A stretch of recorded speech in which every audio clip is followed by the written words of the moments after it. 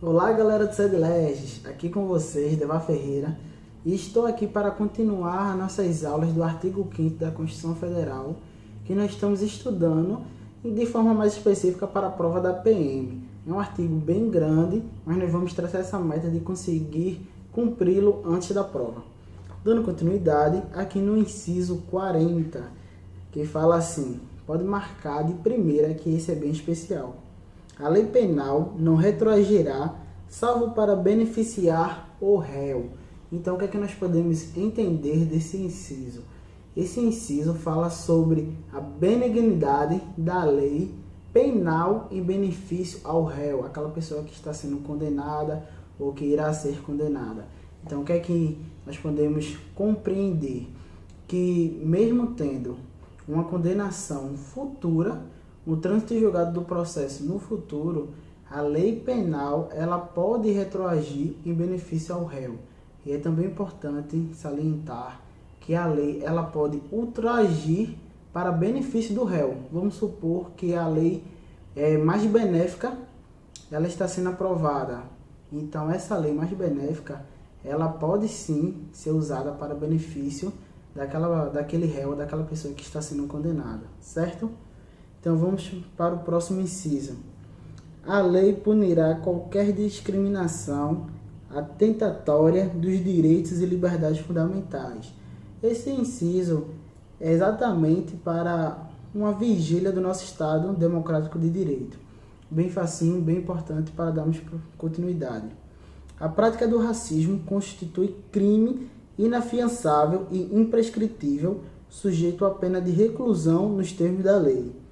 O próximo inciso. A lei considerará crimes inafiançáveis e insuscetíveis de graça ou anistia a prática da tortura, do tráfico ilícito de entorpecentes e drogas afins, o terrorismo e os definidos como os crimes hediondos, por eles respondendo os mandantes, os executores e os que podendo evitá-los se omitirem.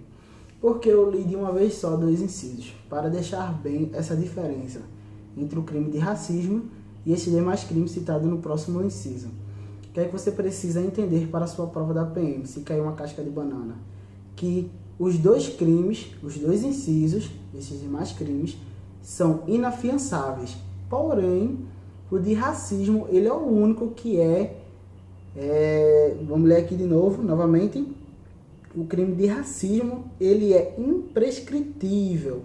Então, lembrando, se cair que o crime de terrorismo é imprescritível, não caia nessa. Pode decorar que vai ser beleza na prova. O único crime que é imprescritível é o de racismo. Mas, Devar, e qual é o crime que é insuscetível de graça? É o próximo inciso.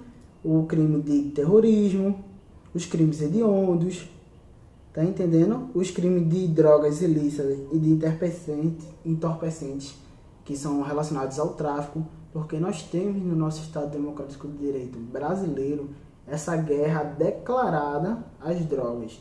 Então essa foi uma forma de deixar assim mais difícil esse tráfico de drogas aqui no nosso território. Dando prosseguidade, vamos ler aqui. Constitui crime inafiançável e imprescritível a ação de grupos armados, civis ou militares contra a ordem constitucional e Estado democrático. Então, no artigo 5º, quais são os crimes que são imprescritíveis? São 3.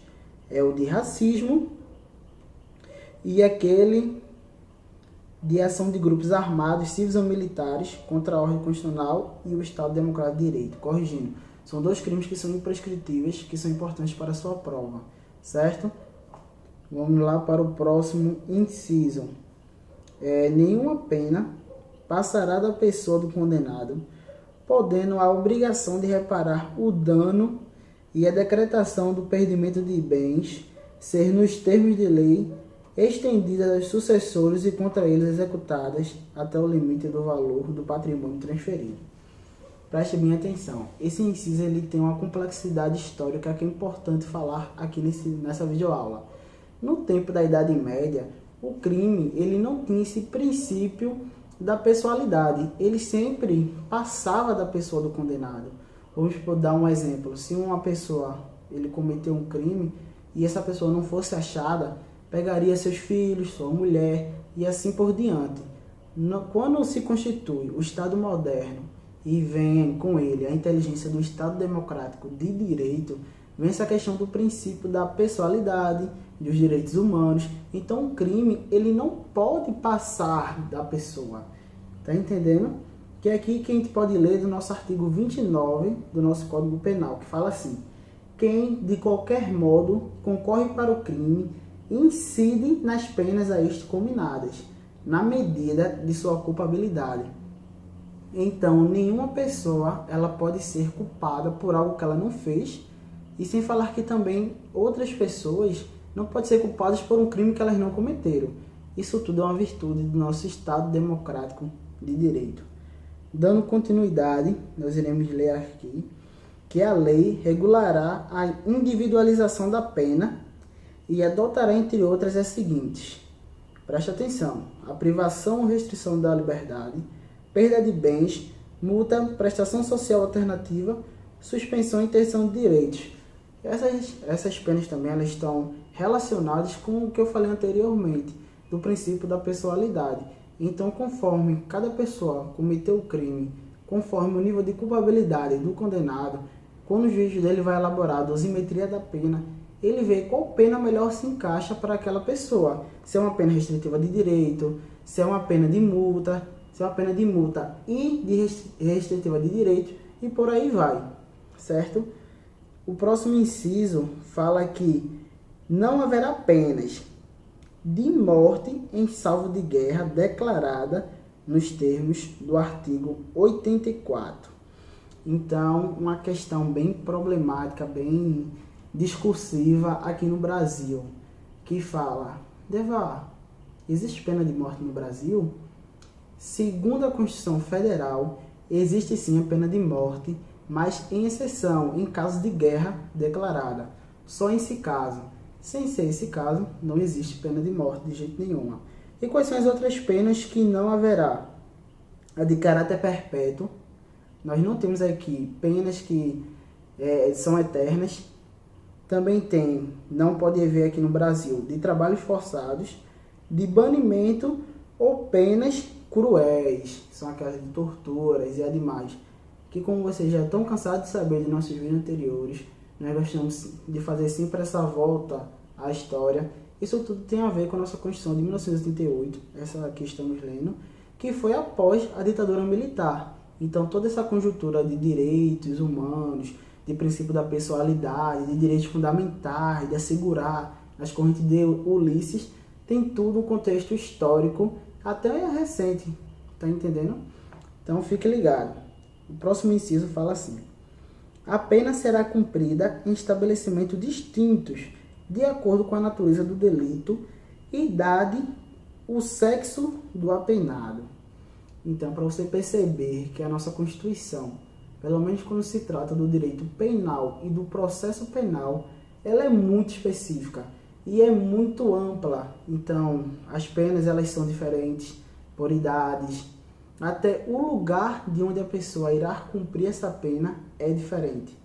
Tá entendendo? Então, vamos supor as pessoas que são consideradas menores de idades.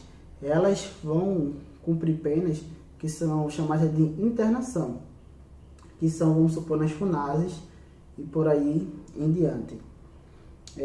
O nosso último inciso, nosso penúltimo inciso de hoje, fala assim: é assegurado aos presos o respeito à integridade física e moral.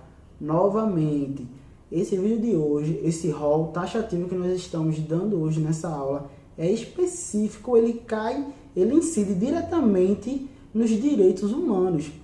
Então, por que a nossa Constituição Federal ela se preocupa tanto em colocar no seu artigo 5º todas essas normas sobre o direito ao processo penal? Exatamente como eu falei sobre a ditadura militar, e até prevendo que algo no futuro acontecesse, como no passado aconteceu, ou até pior. Então ele fala que é assegurado aos presos o respeito à integridade física e moral. Vocês têm que colocar na cabeça que a diferença de um preso para nós que estamos soltos é exatamente a suspensão dos seus direitos de liberdade. Fora isso, ele tem todos os seus direitos assegurados. Se nós formos, por exemplo, para o próprio Código Penal, a própria LEP, a gente vai ver muitos direitos que são assegurados. Por exemplo, aquelas pessoas que estão pagando penas provisórias, elas têm um direito à volta. E por aí em diante. Nós vamos tratar isso mais específico nas nossas aulas de penal mais à frente. Então fique ligado no SEDLEGES, que vai vir muita coisa boa. E para fechar a aula de hoje, no nosso último inciso, fala assim: as presidiárias estarão asseguradas condições para que possam permanecer com seus filhos durante o período de amamentação. Esse inciso ele foi mais abrangente recentemente. Ele conseguiu ser mais amplo, porque a segunda turma do STF deu entendimento de que as mães que estiverem em penas provisórias e tiverem seus filhos até 12 anos, elas podem deixar de cumprir essa pena na prisão, na cadeia, para poder ir para casa e pegar e cumprir essa pena domiciliar. Tá entendendo? Então isso a gente já viu, acabou de ver aqui, que são os tipos de penas: privação, restrição de liberdade, perda de bens, multa, prestação social alternativa. Tá entendendo? Então, como a gente falou, esse princípio da pessoalidade é a chave da nossa videoaula de hoje. Então, estude muito o princípio da pessoalidade e os direitos humanos, certo? Segue o SEDLEGES no Instagram, se inscreve no nosso canal do YouTube, deixa o like e o pesadelo continua.